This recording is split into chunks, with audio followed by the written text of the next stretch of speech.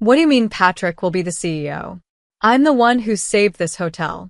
My voice echoed through the newly renovated lobby, bouncing off the mountain-style decorations I had spent months perfecting. Mom waved her hand like it was nothing. Emma, honey, your brother is a natural leader. You focus too much on details, she said, like she was talking to a child. That's when Patrick walked in, hands in his pockets, with that smug smile he'd had since we were kids. Hey, sis, don't take it personally. Someone has to handle the daily work while I focus on the big picture. My name is Emma Roberts. I'm 53 years old, and I never thought I'd have to fight for respect in my own family's business. After 22 successful years in hotel management in New York, I gave everything up to come back home to Florida and save our struggling family hotel. The funny thing? I was the only one with real experience in the hotel industry. My younger brother Patrick had jumped from job to job, never staying anywhere for more than a year. 10 months ago, my dad called me in tears. The hotel was weeks away from going bankrupt. I didn't think twice. I sold my condo in New York, emptied my savings, and came home to help. The place was a mess. The decor was outdated, there was no social media presence, and the online reviews were terrible. I worked day and night, upgrading everything, new booking systems, fresh furniture, better staff training. I spent countless nights bent over spreadsheets, negotiating with suppliers. I even used my connections to get us featured in travel magazines. And it worked. The Travelers Rest Lodge went from a rundown, 4-star hotel to the most popular spot in town. Our bookings doubled, and for the first time in years, we were making a profit.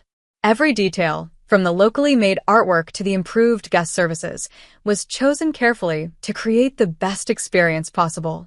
But now, as I stood there watching Patrick smirk while our parents handed him everything, I couldn't believe it. I did all the work, and he was getting all the credit. I built this. But I realize now, it doesn't matter to them. The worst part? They're announcing Patrick's promotion at tonight's staff meeting. The same meeting where I was supposed to share our record-breaking quarterly results. I can feel the staff watching me, especially Pamela, our head housekeeper, who has been here for 22 years. They all know who really turned this place around. But like me, they have to stand here and pretend this is normal, like this is fair. Let me take you back so you understand how we got here. The Travelers Rest Lodge has been in our family since my grandparents built it in 1968. I basically grew up here, learning every part of the business. While other kids played pretend, I was helping Mom with check-ins and watching Dad handle maintenance. The hotel was my second home, and I loved every minute of it. But Patrick? He was different. For years younger than me, he never cared about the hotel. While I was in college studying hospitality, he kept changing majors, first architecture, then business, before dropping out completely to find himself. Mom and Dad never seemed to mind. He's just creative, they'd say. He needs time to figure things out. Meanwhile, I was working my way up in New York, from front desk manager to regional director at a major hotel chain. But no matter what I achieved, my family barely reacted. That's nice, dear, they'd say. But when are you coming home? When are you getting married? It was never enough. Then Dad called, telling me the hotel was weeks away from going broke. I knew exactly what needed to be done. The place was losing money fast. The systems were outdated, the operations were a mess, and they had no real marketing. Online reviews were brutal. Stuck in the past. Needs major updates. Not worth the price. It broke my heart to see my family's legacy fall apart. I took a leave of absence from my job in New York, one that turned into quitting for good, and threw myself into saving the hotel. The first month was just cleaning up the mess, fixing broken equipment, updating the booking system, and training staff on customer service. I even used my own savings to replace the old carpet and give the lobby a much-needed upgrade. Every penny, every ounce of effort, I gave it all. And now, Patrick gets to take the credit. Every dollar I spent was planned carefully to make sure we got the best results. What really bothers me? Patrick wasn't even here for any of it. He was off in Miami supposedly networking, but really just partying with his friends. He'd show up for the occasional family dinner, throw out some vague ideas about modernizing the hotel, and then disappear again. Yet somehow, in my parents' eyes, his random comments were just as valuable as all the hard work I did every single day. I kept telling myself it would all be worth it, that once they saw the results, the better ratings, the increased bookings, the glowing reviews, they'd finally see my value. I should have known better. The past 4 weeks have been a nightmare. Patrick walks around like he owns the place, making changes without understanding how a hotel actually works. Just yesterday, he decided to cut our free breakfast service to save money, not realizing it's one of our biggest selling points. When I tried to show him guest feedback proving how much people love our breakfast, he just laughed and said, "Numbers aren't everything, sis." But what really pushed me over the edge happened this morning. I walked in and found him firing Samantha, our head housekeeper, who's been with us for 16 years. His reason? She wasn't flexible enough with his new scheduling system, a system that would have left us short-staffed during our busiest hours. I managed to step in and save her job, but the embarrassed look on her face will stay with me for a long time. I tried talking to Mom and Dad about it. I showed them spreadsheets, guest reviews, praising our improvements, even financial predictions for the next few months. Dad just stared at his coffee. Mom patted my hand and said, "Dear, you need to give your brother time to find his footing. He has such wonderful ideas." That's when I saw it. Driving home, I passed the old The Gales Hotel and Spa. It had been our biggest competitor for years before it fell apart last season. There was a "for sale" sign in front. I pulled into the parking lot, my mind racing. This place had so much potential. Better views than our hotel, closer to the ski slopes, and a bigger spa area. Sure, it needed work, but I knew exactly what to do with it. I sat in my car for almost an hour, thinking about every time my parents had overlooked me in favor of Patrick. Every achievement ignored. Every idea dismissed. Every bit of hard work taken for granted. Something inside me snapped, or maybe for the first time, everything became clear. Right there in the parking lot, I called my realtor. The owners were eager to sell. And thanks to my savings and strong credit, I was ready to make my move. I knew I could make it happen. By the time I got home, I had already scheduled a tour of the property for the next morning. For the first time in months, I felt excited. I didn't have to stand by and watch Patrick ruin everything I had built. Instead, I would build something new, something that was completely mine. Let them see what they lost when they chose him over me. The next few months were a blur of hard work. While Patrick was busy throwing parties at Travelers Rest Lodge, I was meeting with contractors, redesigning spaces, and hiring the best hospitality team I could find. I named my hotel The Summit. Maybe it was a little obvious, but I wanted people to know exactly what I was aiming for, something at the top. Word spread fast. Some people said I was being petty for competing with my own family, but others, especially former Mountain Pine employees, quietly supported me. At first, my parents tried to make me feel guilty. "How could you do this to your brother?" "To us?" Mom asked during one of our rare family dinners. I just smiled and changed the subject. Meanwhile, Patrick's bad management was starting to show. Travelers Rest Lodge's reviews were dropping. Guests complained about poor service, broken equipment, and even dirty rooms. Within the first month, for a long time, employees quit. I heard they had to lower their room rates just to keep guests coming. Then came the Summit's grand opening, exactly 7 months after that awful day in the lobby. I'll never forget my family's faces when they walked in. Mom's forced smile barely hid her shock. Dad's eyes widened as he looked around at the packed lobby. And Patrick? He was furious.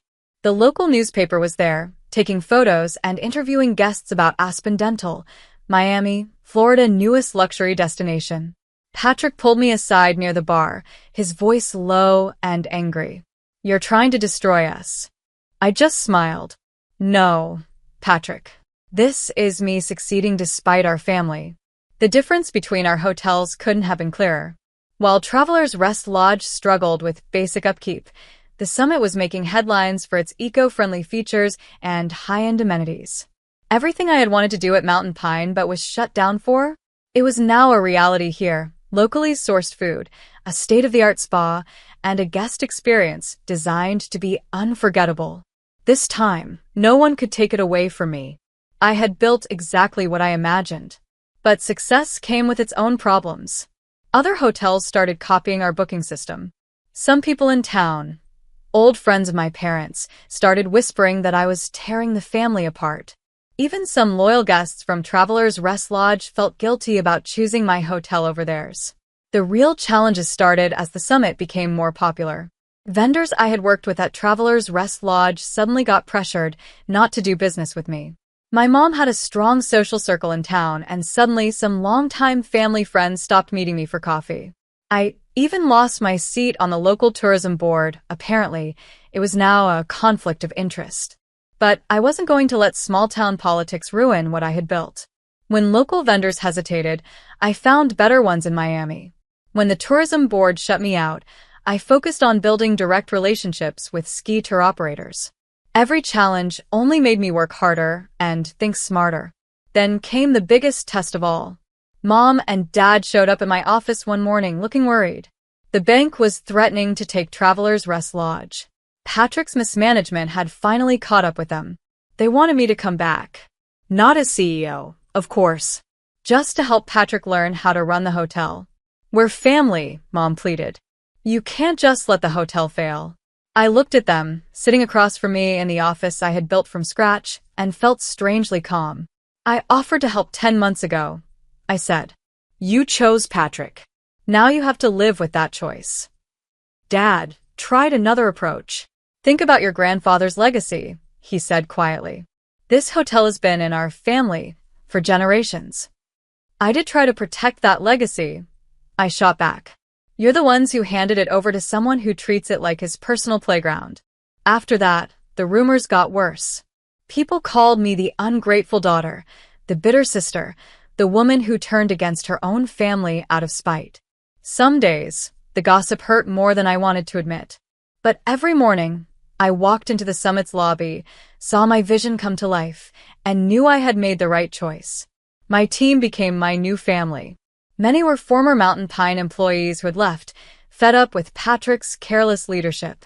They understood what I was building wasn't about revenge. It was about creating something real, something we could all be proud of. The breaking point came at the annual Florida Luxury Hotels Awards. The summit was nominated for Best New Boutique Hotel. Travelers Rest Lodge? It wasn't nominated for anything. I was sitting in the ballroom, surrounded by my team, when they announced our win. As I walked up to the stage, I spotted my parents in the back of the room. They had shown up without telling me, probably expecting to support our family hotel like they always had. But the look on their faces said it all. Mom was trying not to cry. Dad looked like he had aged 12 years. Patrick wasn't there. He had stopped coming to industry events months ago, saying they were just popularity contests. But everyone in that room knew the truth. The student had passed the teacher. The detail-obsessed daughter had built something even better than the family business they refused to trust her with. During my speech, I thanked my team, our guests, and even mentioned Travelers Rest Lodge, the place where I first fell in love with hospitality. People shifted uncomfortably in their seats. They caught the message behind my words. But what happened after my speech changed everything. A well-known travel magazine editor approached me for an interview. As we talked about the summit's success, I noticed my parents standing nearby, listening. They heard every word. I talked about my journey, how being passed over for CEO had pushed me to build something of my own. Sometimes the best success stories come from being underestimated, I said, loud enough for them to hear. That night, the editor told me they were naming the summit the best boutique hotel in the Rockies in their next issue. The same issue would also feature an article about struggling hotels, using Travelers Rest Lodge as the main example. When the magazine came out, it was like an earthquake in our small town. The people who had whispered that I was just being petty had to face the truth. I hadn't hurt Travelers Rest Lodge. Their own bad choices had. Looking back, I feel a mix of emotions. Part of me still aches from how my parents treated me, how they dismissed everything I did like it didn't matter. But another part of me, the bigger part, feels free. I'm living life on my own terms. I don't need anyone's approval. Every morning, when I walk into the summit, I see what I built with my own hands. The lobby is full of energy, guests chatting about their plans, staff moving smoothly with warm smiles. The smell of fresh coffee fills the air, mixing with the crisp mountain breeze that rushes in when the doors open. It's everything I dreamed of. The summit is everything I ever wanted Travelers Rest Lodge to be. Seeing it succeed fills me with pride.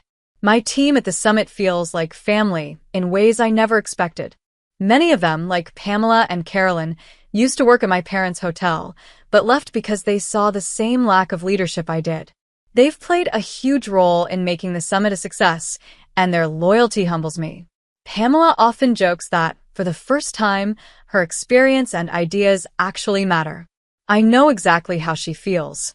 Outside of work, I've started reconnecting with old friends. For years, I was so focused on proving myself to my parents that I let important relationships fade. Now, I make time for coffee dates and hikes, rebuilding those connections. Even some of the people who first criticized me for competing with my family have changed their minds. They've told me they respect what I've accomplished. I'm also finding my place in the community again. Hosting events at the summit has helped me reconnect with old friends and make new ones. Just last month, we held a fundraiser for the local animal shelter in our new event space. It was a huge success. Watching people come together for a good cause reminded me why I fell in love with hospitality in the first place, to create spaces where people feel happy and welcome. But it's not all perfect. There are quiet moments when I think about my parents and Patrick. As much as they hurt me, I still wish things could be different. Sometimes I wonder if they truly understand the sacrifices I made to save our family's hotel. Still, I've come to realize that I don't need their approval. My success, my happiness, they belong to me, and no one can take them away. For so long, I lived under their expectations. But now, I finally stand in my own light. Then, about 4 weeks after the Florida Luxury Hotels Awards, my parents reached out. They asked me to come over for dinner, just the three of us. I hesitated. I wasn't expecting an apology, but I was curious about what they had to say. When I arrived, something felt different. Mom greeted me with a nervous smile. Dad wouldn't make eye contact, fiddling with his watch like he always did when he was uncomfortable. Over dinner, they started with small talk. The warm weather, the summit's latest 4-star review. I waited, wondering when they would finally say what was really on their minds. I could tell they were leading up to something. Finally, my dad cleared his throat. "Emma, we just wanted to say, we're proud of what you've accomplished." Mom quickly added, "We know we haven't always shown it, but we do see how much work you've put in. The summit it's remarkable." I wanted to feel happy hearing those words. But instead, they felt empty, too little, too late. So I just nodded and waited for what I knew was coming next. Sure enough, Mom sighed and said, "Patrick is struggling. The hotel isn't doing well, and he's in over his head. We were hoping you could maybe help us get things back on track." For a moment, I said nothing. I let their words sit in the air while I really looked at them. Mom, gripping her wine glass a little too tightly, her perfectly manicured nails digging into the stem. Dad, staring at the tablecloth as if it held all the answers. Finally, I spoke. My voice was calm but firm. "I offered to help a year ago," I said. "I gave up my life in New York to save Travelers Rest Lodge. You chose to put Patrick in charge, even though you knew he wasn't ready. Even though I had the experience to make it succeed. You didn't want my leadership then. And now that everything has fallen apart, you're asking me to fix it?" I shook my head. "I'm sorry, but I can't do that." Mom opened her mouth to argue, but I held up my hand to stop her. "I'll give you advice if you want it. I can suggest strategies, suppliers, even training programs for the staff. But I'm not coming back to clean up Patrick's mess. That's not my responsibility anymore." They didn't know what to say. Dad finally muttered something about understanding my position, but the disappointment on his face was clear. Mom looked like she wanted to push back, but for once, she didn't. Driving home that night, I felt lighter than I had in years. Setting those boundaries wasn't easy, but it was necessary. I wasn't bending over backward to make my parents happy. I wasn't fixing Patrick's mistakes. I was choosing myself, my happiness, my future. Over the next few weeks, I noticed something change in me. Saying no to my parents gave me the confidence to set boundaries in other parts of my life too. I stopped over-explaining my decisions to anyone. Whether it was about work or my personal life, I no longer felt the need to justify myself. And that felt really good. I became more comfortable letting go of relationships that no longer made me happy. Instead, I focused on the people who truly supported me. At the summit, we kept reaching new milestones. Our occupancy rates were the highest in the region, and other boutique hotel owners even started asking for my advice. Meanwhile, my parents' hotel kept struggling. I heard they finally hired a professional consultant to help fix things. Patrick and I barely spoke, and I was fine with that. He never apologized or admitted what had happened, but I no longer needed him to. His bitterness was his burden to carry, not mine. The summit had become a reflection of everything I had worked for, my strength, my vision, my independence. And as the hotel thrived, so did I. One morning, I stood in the lobby, watching the sunlight pour through the tall windows, filling the space with a warm glow. A family walked by, laughing as they planned their day. At the front desk, one of my staff members handed a couple their itinerary for a scenic snowshoe hike. In that moment, it hit me just how far I had come. Not just in my career, but as a person. For years, I had measured my worth by my parents' approval, by whether they saw and valued my work. But now I realized I didn't need that anymore. What I had built wasn't just a hotel. It was proof of my resilience, my creativity, and my ability to succeed despite the challenges thrown my way. The journey hadn't been easy. Letting go of the hope that my family would change was painful, but it also freed me. I no longer felt tied to their expectations or their judgment. Instead, I felt proud. Proud of what I had built, proud of the team I had created, and proud of the life I was living. I wasn't just surviving. I was thriving. The Regional Hospitality Awards was the kind of event I used to dream about attending. The room buzzed with excitement, filled with industry leaders, journalists, and hotel owners from across the state. As the announcer read the nominees for Boutique Hotel of the Year, I spotted my mom and dad sitting toward the back of the room. Their faces were hard to read, but I could feel how much this moment meant to all of us. Then, the announcer spoke the words I would never forget, and the winner is the summit. The room erupted in applause. My team cheered as I walked up to the stage, my heart pounding. As I accepted the award, I glanced at my parents. Dad gave me a small nod, and Mom's eyes shimmered with unshed tears. It wasn't exactly an apology, but it was something acknowledgement. I had stopped expecting that a long time ago, but in its own way, I still appreciated it. After the ceremony, I celebrated with my team. My parents didn't come over, and I didn't go to them. This was my moment, and I wanted to share it with the people who had helped me get here. For the first time, I felt completely free. Free from the need for their approval. Free from the weight of their choices. Success wasn't about proving them wrong anymore. It was about proving to myself that I was capable, that I deserved this, that I was enough. And as I raised my glass with my team that night, I knew I had finally found peace.